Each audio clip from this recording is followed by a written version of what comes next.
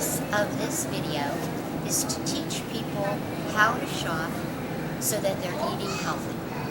So we're going to go around the store and talk about what is healthy and what isn't and why. And mostly we're going to be discussing a low glycemic diet, meaning that you will be eating things that do not spike your blood sugar. That's what your body likes. That's the healthiest way to eat. The first section that we've come to is the meat and cheese section. And this is a fairly good section, healthy section, because meats are protein. And if you pick your low-fat meats, you're going to be better off. And then the cheeses, again, if you do low-fat or just don't eat a lot of it, it's very healthy because this is your protein. And that's not going to make you fat. It's not going to spike your blood sugar. So now we have the produce section. We're going to start with the fruits. We have apples here. Over here in this section, we've got some watermelon and other melons. In this section, we've got bananas and some of the citrus fruits. Any kind of fruit would be a good low glycemic fruit for you to eat. You want to, though, try to cut the glycemic part by having some protein or fat with it. So an apple by itself is not as good as an apple with some peanut butter or a cheese stick. So because there is sugar in fruit, we want to kind of make that get into your bloodstream more slowly. And that's how you would do that.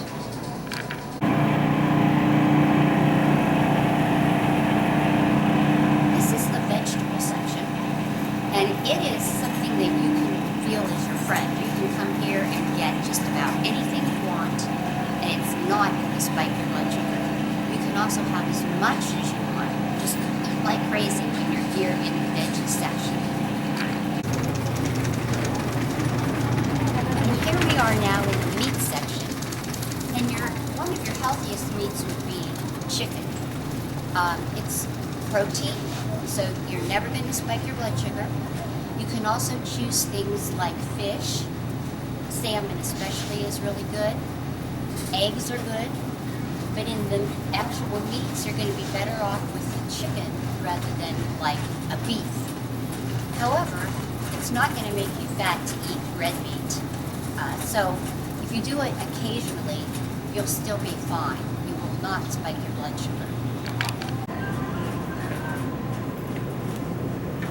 So we have walked into the middle part of the store, and that's where most of the processed food is. This is your section of your chips, and as most people know, chips are not good for you. But why is that? Well, chips are usually made out of flour or corn, and they're highly processed, so that when you eat it, because it's already processed, you do not have to process it, and gets into your bloodstream very quickly, spikes your blood sugar, and then your pancreas has to put out a lot of insulin. And unfortunately, insulin stores fat. We are now in the drink section, the soft drinks, and most people think that if you do sugar-free soft drinks that you're going to be fine. The problem is that they put in fake chemical sweeteners, and that is really not good for your body. What would be better than a soft drink? Water. So, take your water, take your fruit, mix them together, and make a very flavorful water drink. This is the frozen fruit and vegetable section. And frozen is usually just fine because they take the fruit and vegetable when they're very fresh and freeze it so that it pretty much keeps all of its nutritional value. So if you want to do frozen fruits or frozen vegetables, you should be just fine. Here's a section of fruit juice. Most people think that fruit juices are really good for you, especially orange juice. However, because orange juice is juice and there's no fiber with it, It's actually something that will spike your blood sugar right away. When a diabetic is low in sugar, what do they eat? What do they drink? Orange juice. Why?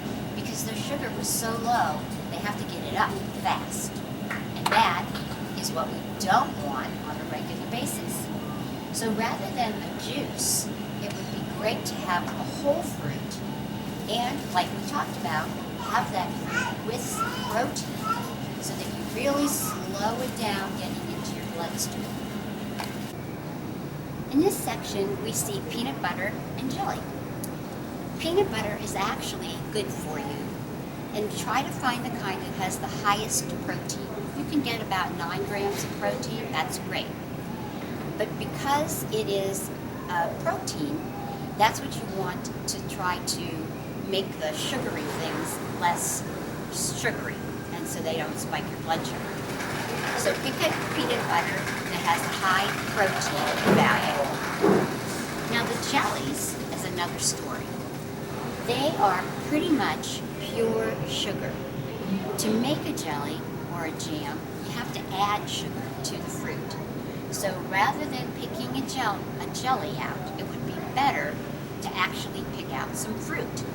Can you imagine if you had a peanut butter sandwich on a whole wheat kind of bread, and then instead of jelly, slice some fruit, regular, whole, fresh fruit.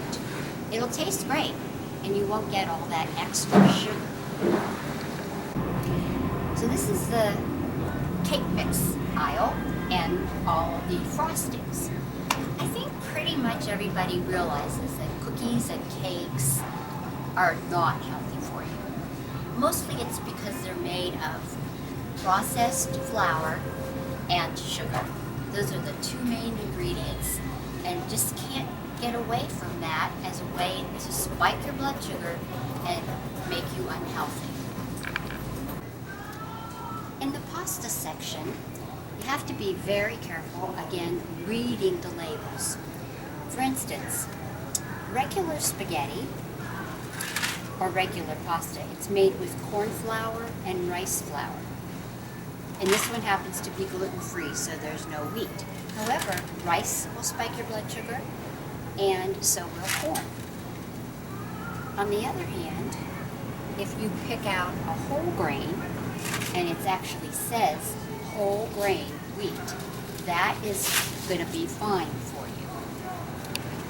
I see this new one called veggie, and it says, oh, well, you know, that should be really good. But when you see the ingredients, it says that it's a seminola, which is wheat, and durum wheat flour, and it doesn't say that it's whole grain. So if it doesn't say whole grain, it's most likely processed, and that's something you don't want.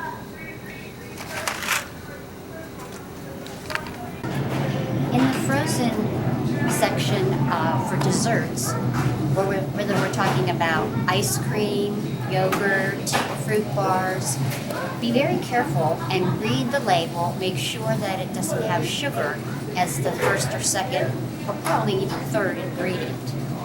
It's very hard to find something that doesn't have the sugar. And so make sure that if it has the sugar, you avoid it, and instead go for the fresh fruit. So now that we've gone through the store and you have a shopping cart full of food that's good for you, go ahead on home and look up some low glycemic recipes online. Use that food that you just bought and make some really delicious and nutritious meals.